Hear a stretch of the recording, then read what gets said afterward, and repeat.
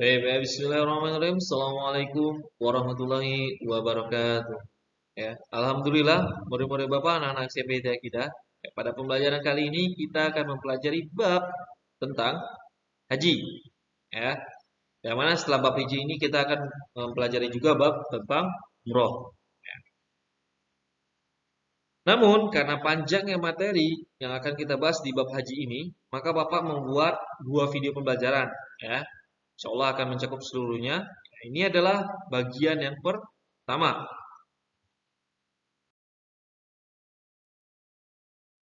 Langsung saja kita bahas pengertian dari haji. Ya, Bunyal Islamu ala khamsin, syahadatu an la ilaha illallah wa anna Muhammadar Rasulullah, wa iqamis shalah wa ita'iz zakah, wa hajjil baiti wa shaumi Ramadan.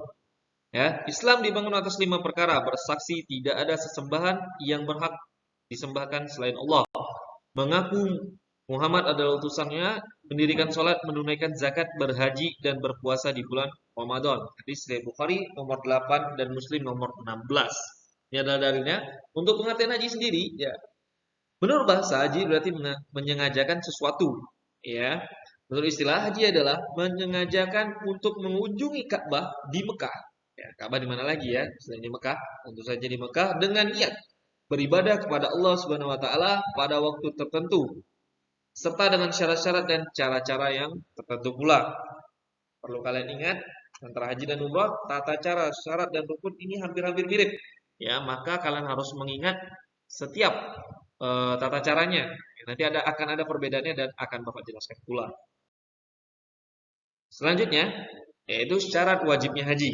Ya, yang pertama yaitu adalah Islam, berakal, balik, merdeka, dan mampu.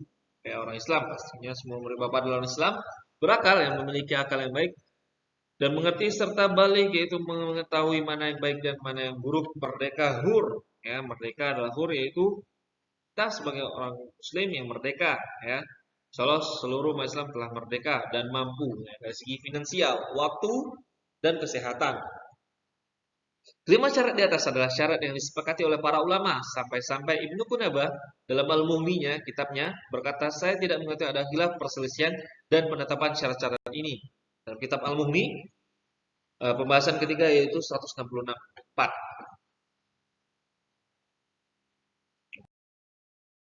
Lalu selanjutnya yang akan kita bahas adalah syarat sahnya haji. Ya.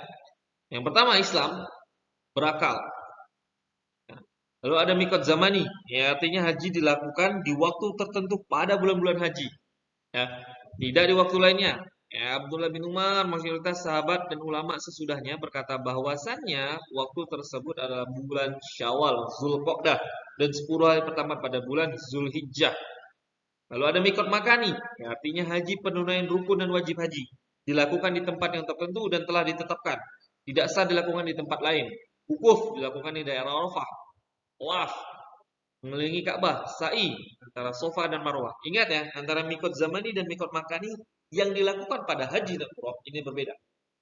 Ya, berbeda apa? Berbeda namun tetap sama. Ya, namun nanti di umrah akan ada yang dikurangi dari tuntunan tersebut. Ya, namun insya Allah tetap sama. Maka hati-hatilah dan mengingatnya. Dan perlu Bapak tambahkan lagi, ya, tadi dari Islam berakal, ya, dan balik serta merdeka. Ya, itu adalah syarat sahnya haji. Lalu selanjutnya,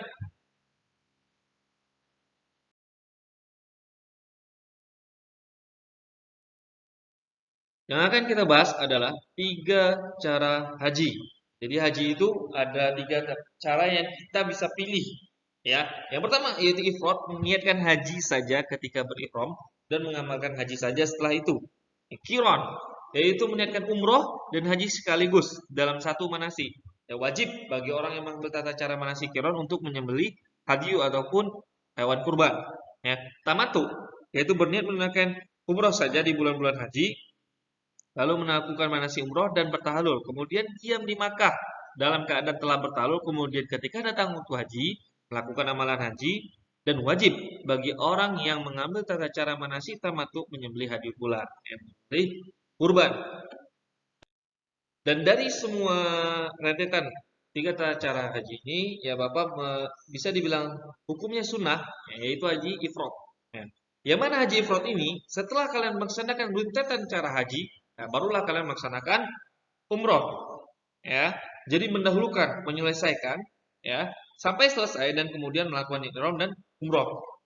Jadi satu-satu, jadi semuanya tidak ada yang dicampurkan. Ya.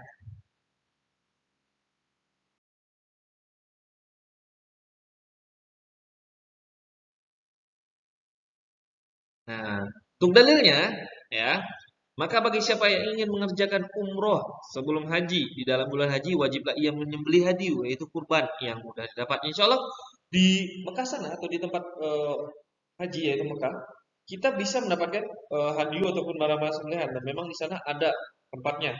Ya, tetapi jika tidak ditemukan binatang kurban ataupun tidak mampu, maka wajib berpuasa 3 hari dalam masa haji dan 7 hari lagi apabila kamu telah pulang kembali, itulah 10 hari yang disempurnakan. Kalian bisa melihat ya di surat Al-Baqarah ayat 196. Ya.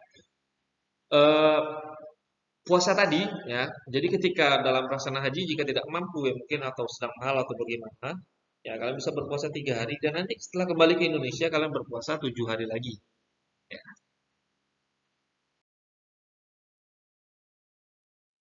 Sebelum kita membahas tentang bagaimana cara haji dan segala macamnya, maka kita harus mengetahui yang wajib hajinya, ya, yaitu ihram dari mikot. Mikot artinya waktu dan tempat yang telah dilakukan selama kegiatan ibadah haji.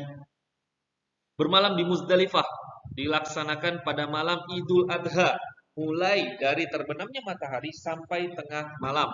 Pada waktu tersebut, calon jemaah haji hendaknya mengambil batu-batu kecil secukupnya untuk persiapan lempar jumroh di Mina. Ya, jadi nanti kalian harus ada yang namanya sebelum kalian ke Mina untuk melempar jumroh, kalian bisa memungut batu-batu kecil kerikil. Yang melempar 3 jumroh yaitu jumroh ula, wusta dan akobah.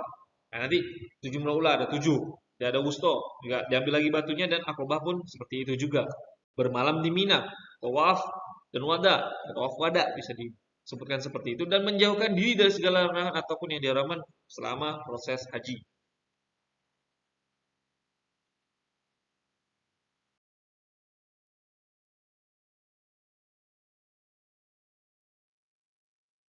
Ya, syukron wa jazakumullah khair. Ya, sampai di sini Bapak cukupkan untuk materi pembahasan tentang haji.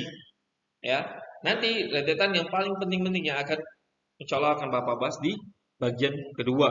Ya, tadi adalah sekedar pengenalan dari syarat sahnya, bagaimana rukunnya, apa yang wajibnya.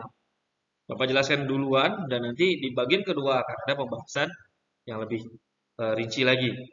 Tips, Assalamualaikum warahmatullahi wabarakatuh.